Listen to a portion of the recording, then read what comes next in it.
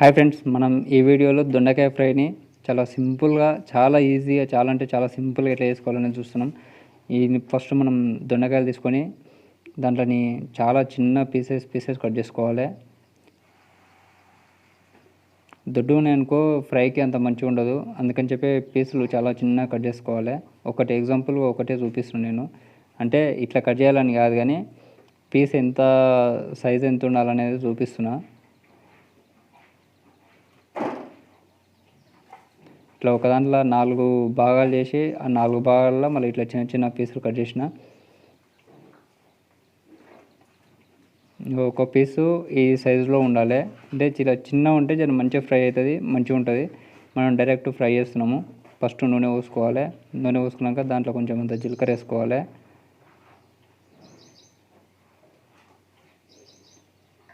జీలకర్ర కొంచెం నల్లగా కాగానే కట్ చేసి పెట్టుకున్న ఉల్లిగడ్డ, పచ్చిమిరపకాయలు 3 పచ్చిమిరపకాయలు, ఉల్లిగడ్డ 1, కొంచెం అంత కరివేపాకు వేసుకోవాలి. ఉల్లిగడ్డ కొంచెం ఎర్రగా అయ్యే వరకు మనం దాన్ని ఫ్రై చేసుకోవాలి. లైట్గా, ఎక్కువ అవసరం లేదు. పసుపు, అల్లం ఎల్లిగడ్డ పేస్ట్ వేసుకోవాలి. దొండకాయలు అర్ధ కిలో ఉన్నాయి.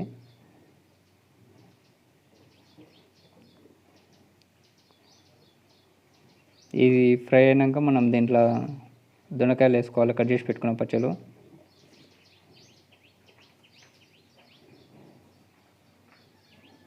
మొత్తం మంచిగా కలిపి కొద్దిసేపు ఫ్రై చేసుకోవాలి. ఇది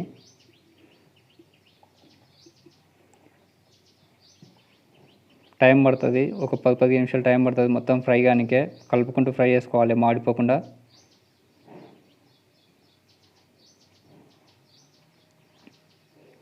ఇట్లా మొత్తం ఫ్రై అయినాక దీంట్లో మనం కారం పొడి గింటంగా వేసుకోవాలి. Red chilli powder 1 teaspoon వేసుకోవాలి.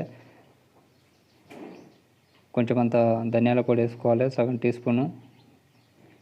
కొంచెం అంత గరం మసాలా వేసుకోవాలి. ఉప్పు వేసుకోవాలి. ఇది వేసుకున్న తర్వాత 1 నిమిషం అంతసేపు పెట్టుకుంటే మనకు సరిపోతుంది.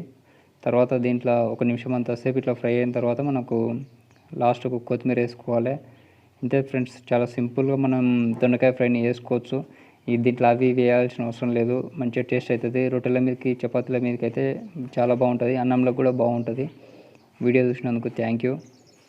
మీకు వీడియో నచ్చితే షేర్ చేయండి. సబ్స్క్రైబ్ చేసుకున్న వాళ్ళు సబ్స్క్రైబ్ చేసుకొని పక్కన బెల్ ఐకాన్ నొక్కండి. మీకు మేము చేసే వీడియో నోటిఫికేషన్లు వస్తాయి. చూసి మీరు కూడా మళ్ళీ ట్రై చేయండి. ఎట్లున్నాయి అనేది కామెంట్ రూపంలో చెప్పండి. Thank you friends.